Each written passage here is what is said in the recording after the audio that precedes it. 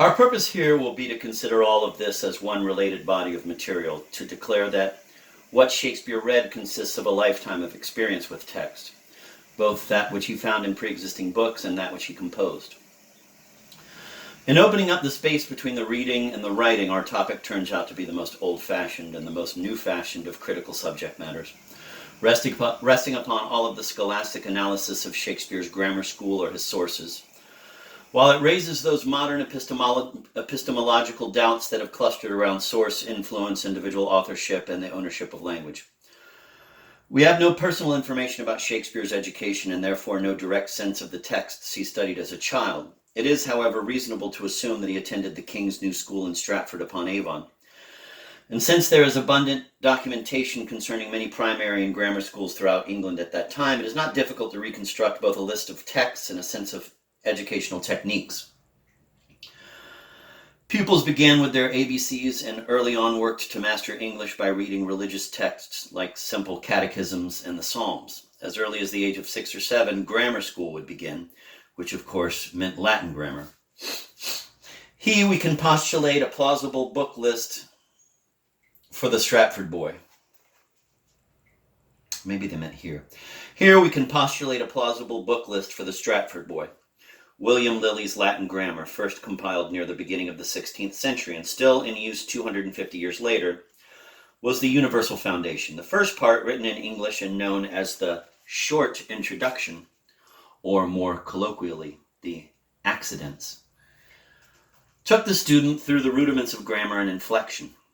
In the second part, called the Brevissima Institutio, instruction was itself in Latin, covering morphology, syntax, figures of speech, and prosody. During these same early grades, pupils were being put through texts of simple maxims in readily construable Latin.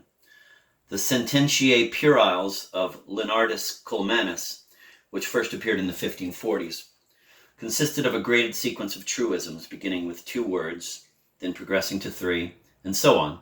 Of even wider usage was the Distictia Moralia, ascribed to Cato. Here, too, the emphasis is on enduring verities appropriate to schoolboys, including exhortations to assiduousness, sexual morality, heroism, and acceptance of death. Similar again, both for its aphoristic quality and for its anthology form, was the notably influential Latin version of Aesop's Fables, also read in the first years of instruction. The next phase of Latin readings included another classical-style compendium, the Zodiacus Vitae of Palaiologina, written circa 1528, also popular in its English translation by Barnaby Gogh, first published in the 1560s. A 12-book poetic farrago full of proverbial lore, but including some substantial materials from antique culture relating to astronomy, metaphysics, and natural philosophy. Also at this time, the schoolboy Shakespeare would have been presented with the first instances of what we would recognize as literature. Not that they are necessarily the most auspicious names. The first, Terence, formed one of the bases for Latin instruction all over Europe because his dialogue was thought to give the fullest impression of the way classical Latin was actually spoken. But lest we picture the infant proto-playwright mapping out his career as he construes the eunuch, it should be pointed out that there is small trace of Terence in Shakespeare and far more of Plautus, who was decidedly less popular in the schools. The other threshold literary figure was Battista Spagnuoli, 1447 to 1513, author of a set of eclogues entitled the Bucolica. The vast popularity of Mantuan, as he was always called, remains a historical mystery. Whatever the reason, for the later Renaissance he was the supreme master of the bucolic mode, heir to his countryman Virgil and sometimes thought to be superior to him, the official first teacher of poetics and cradle of pastoralism. All this was generally mastered by the age of 12, small Latin indeed. In the upper school, the reading list covered most of the canonical Latin corpus. Some of these authors, like Ovid, will count for more in Shakespeare's works than they did in the curricula. Others, like Virgil, less. For the most part, however, the elusiveness of Shakespeare's language and of the culture in which he lived is so universal that it is difficult to superimpose school reading upon playwriting with precision. Poets such as Horace, Juvenal, and Persius certainly stuck in the dramatist's mind, though they hardly seem to be foundational. The same could be said of the leading prose writers in the curriculum, such as Sallust and Caesar. Indeed, Shakespeare's relation to the high literary canon in Latin seems so personal, so different from a replication of assigned reading, that we might suppose him a dropout somewhere in his early teen years. But that would be a mistake, given a quite different subset of schoolboy classical readings. To us, the above great names represent the inevitable summit of ancient Latinity. But in an early modern education such as Shakespeare's, the progression is not from language to literature, but from grammar to rhetoric. Thus, the real focus of reading in the middle and upper school years, and here Shakespeare's studious familiarity is beyond dispute, is on the body of text devoted to oratory. The foundation work is the Ad Herennium, then attributed to Cicero, which offered a complete structural account of diction, speech, argument, and style.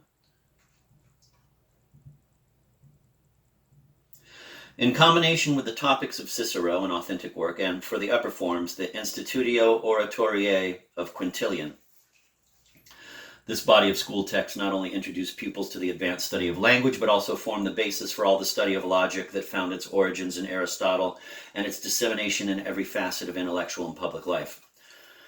Any account of law or medicine, of political theory or natural history, of ethics or metaphysics, indeed literary criticism itself, so far as it exists in this period, can be traced to systems of thought and expression that are inculcated by this reading list and advanced rhetoric.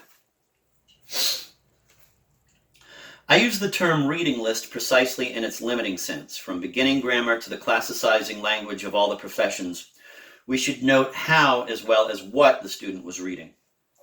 Pupils were learning another language almost from the time they began school. But the two languages were construed in fundamentally different ways. It is almost as true in Shakespeare's time as in Dante's that grammar is a property of Latin and not of the vernacular. It follows that the study of classical language is structural. In other words, we hear only about mastering grammar and syntax and never about mastering vocabulary. Both the early presence of an alternative language and the bias toward a systemic linguistics produce a consciousness of language as a thing in itself and not just as a frictionless instrument. But the mechanics of the learning process leave even more tangible marks. From the very beginnings of instruction, the method appears to have been question and answer. That is, language as a school subject is performed as a dramatic conversation. Once the basic patterns have been explored through the verbal exchanges, text itself takes the form of sententia. The first Latin readings in the curriculum, as we have seen, are collections of maxims. Further, students were led through them in such a manner that the achievement of correct Latin was signaled by their finding of the appropriate verbatim sententia, like amor vincit omnia, or comparatio omnis odiosa est, thus identifying correct language and abiding truth as one in the same package. None of this centers on the practice of translation. That activity, rather curiously given modern method, is focused upon the rendering of English into Latin rather than the reverse. The texts most commonly chosen are themselves revealing, collections of English sententiae, whose correct rendering presumably recapitulates their classical origins, or certain books from the already translated Bible, especially Psalms, Proverbs, or the apocryphal Ecclesiasticus, which once again can be readily rendered in the form of pithy sayings. Thus, pupils are creating their own new Latin out of familiar English. As time goes on, however, they are doing something more. The summit of translation activity in the schoolroom, propounded by Roger Ascham and based on Cicero, required the pupil to go back and forth from a Latin text to an English translation to a reinvented Latin, and so on until perfect competence was achieved.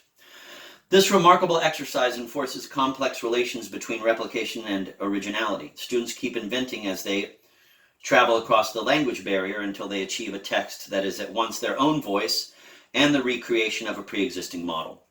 What begins as a make-work exercise involving an elementary school Latin will culminate in a more complicated relation to the major canonical writers of classical prose and poetry.